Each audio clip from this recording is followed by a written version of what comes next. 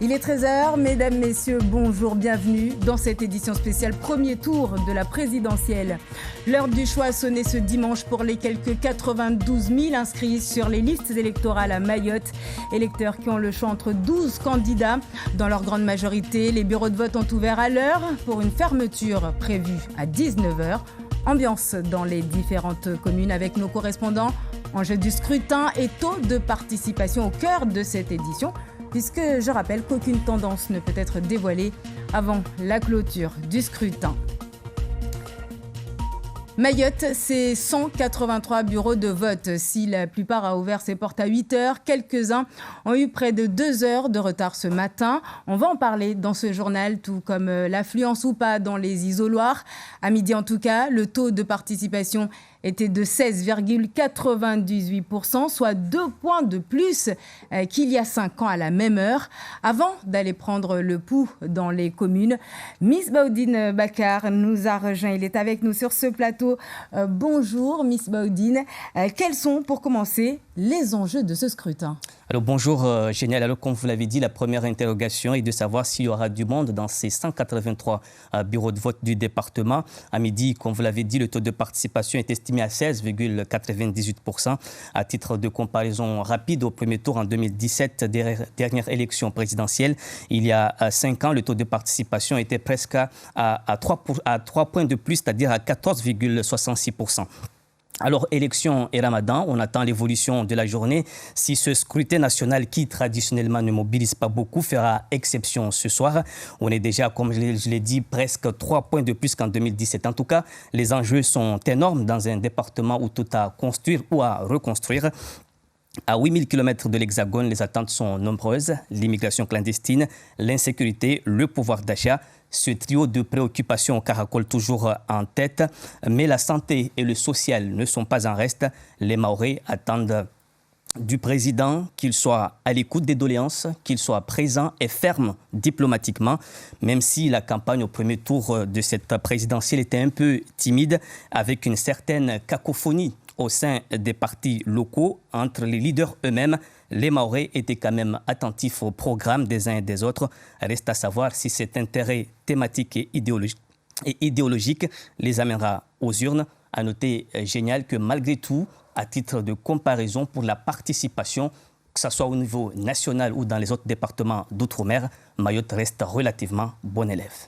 Merci beaucoup, Miss Baoudine, pour ces précisions. Et vous l'avez dit, ce scrutin soulève la question suivante. Y aura-t-il plus d'engouement lors de ce premier tour qu'en 2017 ? À cette époque, le taux d'abstention enregistré était de plus de 56%. Il semblerait que dans le chef-lieu ce dimanche, certains électeurs se sentent plus concernés par ce scrutin que d'autres. Détails et explications avec Yasmine Jafar Al-Dalidi. Ce couple est arrivé de la métropole il y a tout juste 6 mois. Leur première démarche, s'inscrire sur les listes électorales, participer au scrutin, une action qu'ils comptent renouveler à chaque échéance, locale comme nationale. On est venu pour s'intégrer, s'intéresser, participer activement à la vie politique. Et puis, Même au niveau du travail, on est au milieu de la population et c'est ce qui nous plaît en fait, de participer et de découvrir en fait Mayotte. Jean-Charles est un habitué des bureaux de vote mahorais. Peu importe la portée de l'élection, il glisse toujours son bulletin dans l'urne. Ça fait une vingtaine d'années que je suis à Mayotte, j'ai toujours voté. Je pense que c'est un droit et on nous demande notre avis. C'est peut-être le seul moment où on peut le donner, donc c'est important de venir le donner. Et puis, il y a ceux qui admettent s'abstenir pour certaines élections. Je vote pour les élections pour lesquelles je pense que ça sert vraiment à quelque chose. Voilà. Après les élections locales, je ne m'y connais pas plus que ça ici. Et je reconnais que pour les scrutins plus locaux, comme pour les élections départementales ou municipales, c'est un peu plus difficile de s'y retrouver dans la politique locale. Il y a des partis locaux comme le MDM ou autres, je ne sais pas exactement le positionner. Qu'est-ce que veut dire la droite ou la gauche ici ? Ce n'est pas toujours évident de repérer. 2 types d'électeurs se distinguent à Mayotte. Surtout européenne et présidentielle, qui a pas mal de métropolitains qui viennent. Vu les législatives ou les municipales, il y a pas mal de Mahorais. Les premiers à avoir voté en nombre dans certains bureaux de vote de la commune chef-lieu ce dimanche sont effectivement des métropolitains par rapport aux locaux, mais peut-être que la mobilisation des Mahorais se verra dans l'après-midi. Et cette élection, l'occasion aussi de se pencher sur ceux qui ne maîtrisent pas la lecture en langue française, c'est-à-dire principalement les personnes âgées qui lisent plutôt l'alphabet arabe. Sur les bulletins de vote, pas de photos de candidats. Comment faire alors pour distinguer le bon bulletin une fois dans l'isoloir? Peut-on les aider et surtout comment? Écoutons à ce propos cet électeur de Mamoudzou, suivi du président du bureau de vote numéro 66, le bureau centralisateur. Ils sont au micro de Yasmine Jaffar et Alda Alidi. Parfois, je demande à quelqu'un à l'extérieur pour qu'il me dise quel est le bulletin que je cherche. Mais aujourd'hui, je n'ai pas réussi à m'y retrouver.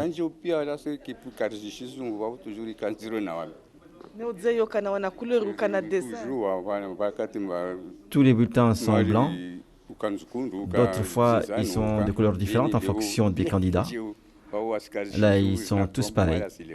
On sait qu'il y a beaucoup de gens qui ne savent pas lire et écrire en ce moment-là. Il faudra juste demander, lire l'ensemble des noms qui sont sur la table, l'ensemble des candidats. Quelqu'un ne peut pas venir nous demander où est le bulletin d'un tel ou un tel et lui montrer non, ça c'est interdit, on ne va pas le faire. Par contre, on dira à la personne, voilà, les noms, les 12 noms qui sont sur la table, ça on peut le faire. Il n'y a aucun problème là-dessus d'irrégularité. Et j'ajoute que le bureau le plus petit de Mamoudzou, le bureau 183 à la mairie annexe de Kaweni, compte seulement 4 inscrits. Bureau qui est censé accueillir des détenus, mais à midi, personne ne s'y était présenté. Les agents municipaux s'y occupent comme ils peuvent en attendant 19h, l'heure donc de fermeture des bureaux de vote. Une élection avec une grande inconnue, l'abstention redoutée par les 12 candidats à la présidentielle.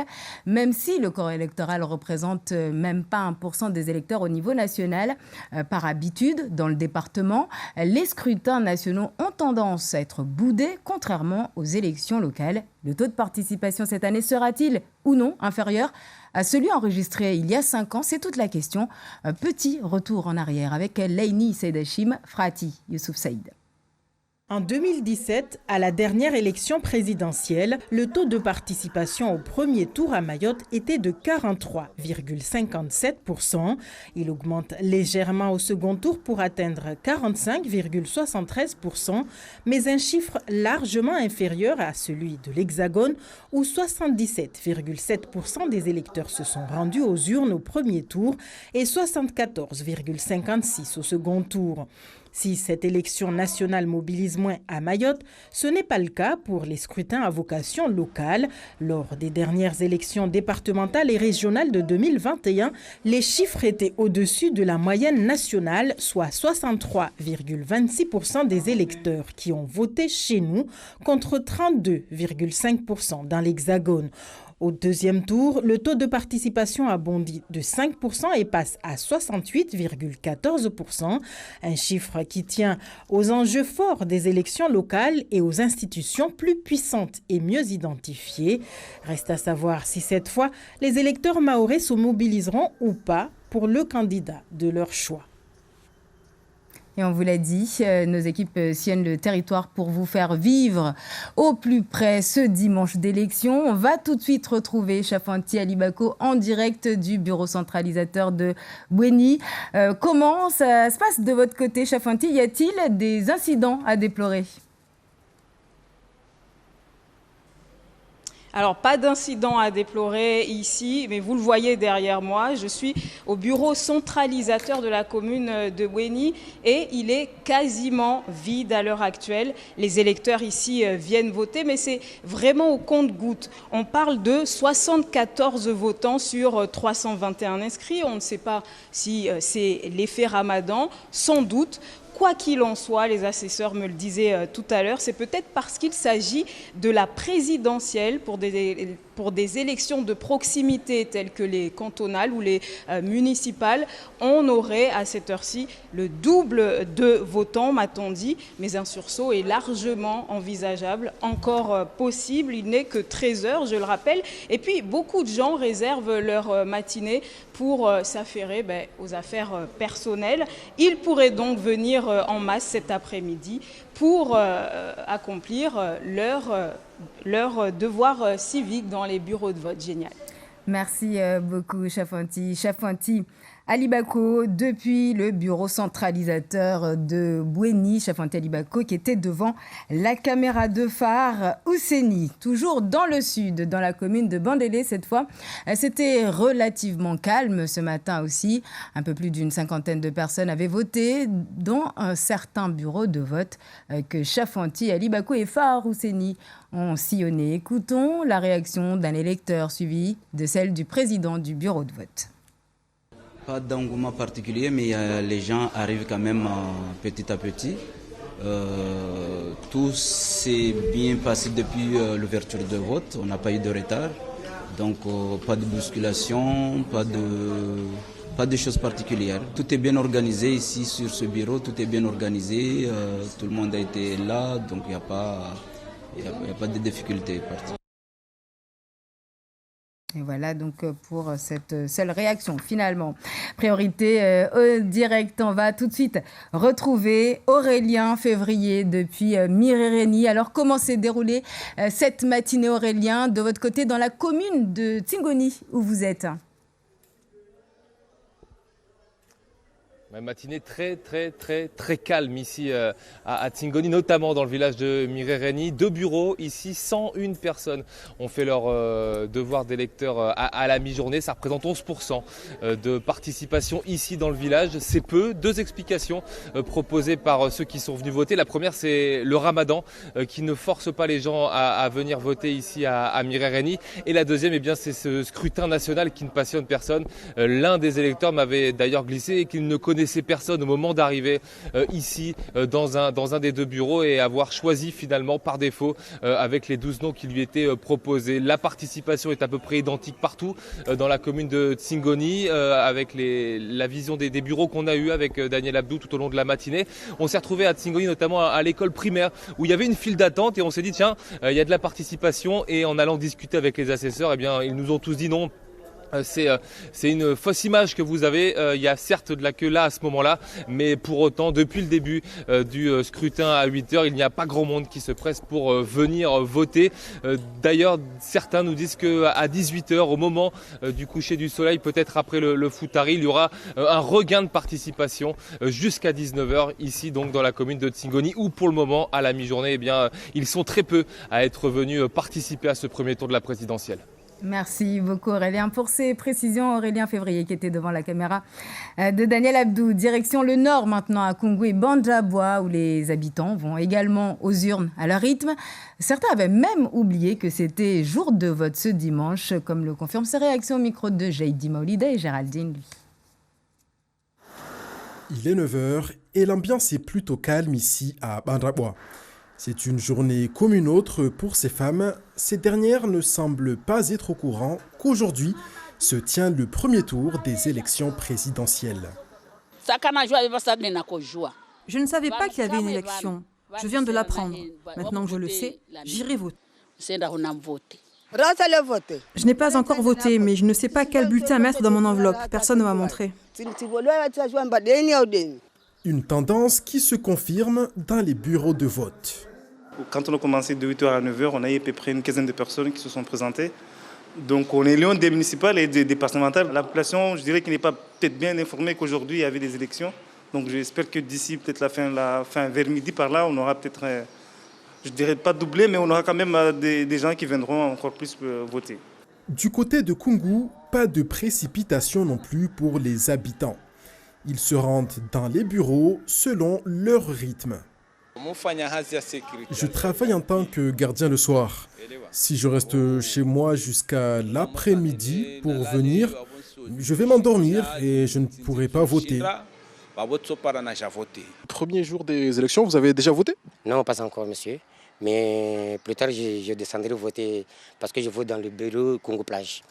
À la mi-journée, à Bandjaboua comme à Kungu, la population se mobilise timidement pour ce premier tour. Qu'en sera-t-il à l'heure de la fermeture des bureaux de vote? Réponse ce soir à 19h. Et on part du nord, on va maintenant en Petite Terre retrouver Ibrahim Yahya. Nous allons pas en Petite Terre, nous allons où alors?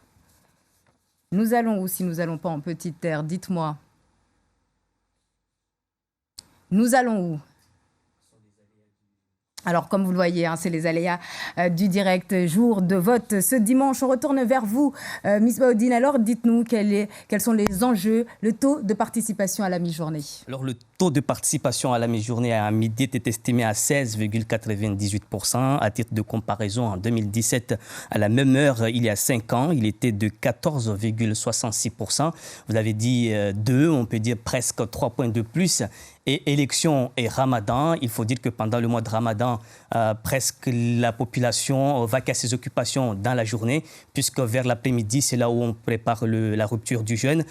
Donc, à mon avis, le taux de participation qu'on a va refléter la journée. La participation générale de la journée, on le saura ce soir, mais on peut d'ores et déjà dire que peut-être on aura un taux un peu plus élevé par rapport en 2017. Merci beaucoup, Miss Ba, pour ces précisions. Il faut peut-être emmener de l'eau à Miss Baudine Bakar. Ah non, pardon, c'est Ramadan, c'est pas possible. Merci en tout cas, Miss Ba. Fin de cette édition.